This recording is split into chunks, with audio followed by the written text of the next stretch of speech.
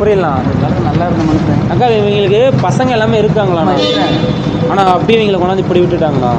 அவங்க சொந்தக்காரங்க தான் அங்கே இருக்கிறாங்கண்ணா. முன்னாடியா? முன்னாடி இருக்கிறாங்க. இந்த பசங்கள்லாம் விட்டு போயிட்டாங்க. அப்போ சின்ன பிள்ளைங்களே போயிட்டாங்க. இவங்க பசங்க ஒய்ஃப் எல்லாமே இருக்கும். ஆனால் இவ எப்படி இருக்காருங்க பார்த்தியா? இவங்களை ஆசிரமம் சேர்த்து எல்லாமே முடிவு பண்ணோம்னா ஒரு வாரத்துக்கு ஒரு 2 வாரத்துக்கு முன்னே வந்து இங்கெல்லாம் சுத்தம் பண்ணி நாங்கள் க்ளீன் பண்ணோம். ஸ்டேஷனில் வந்து அப்ரூவல் கொடுக்குறேன்னு சொன்னாங்க. இன்றைக்கி ஆம்புலன்ஸ் முதல்வண்டு எல்லாம் எங்களுக்கு சேர்த்ததுக்கு வந்துச்சு. லாஸ்ட்டாக ஸ்டேஷனில் அப்ரூவல் கொடுக்க மாட்டேங்கிறாங்க.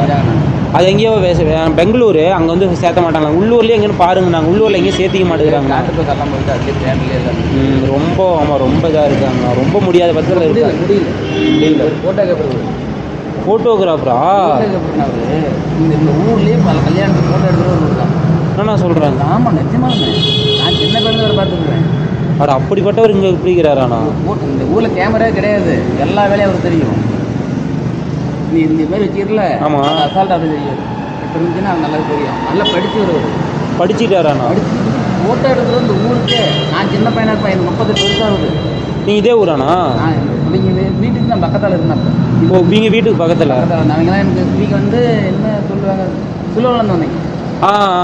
அந்த இலங்கைக்காரர் வந்தீங்க. ஆனால் சொந்த இடம் வாங்கி காடு கிடாந்து வித்துட்டாங்க. நீ இதெல்லாம் ஏமாற்றிட்டாங்க.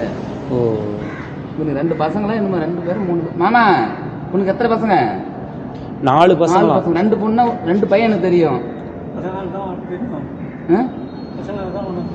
ஆமாம் பசங்களாம் எனக்கு பெரிய அதெல்லாம் குழந்தைங்களே போயிட்டாங்க.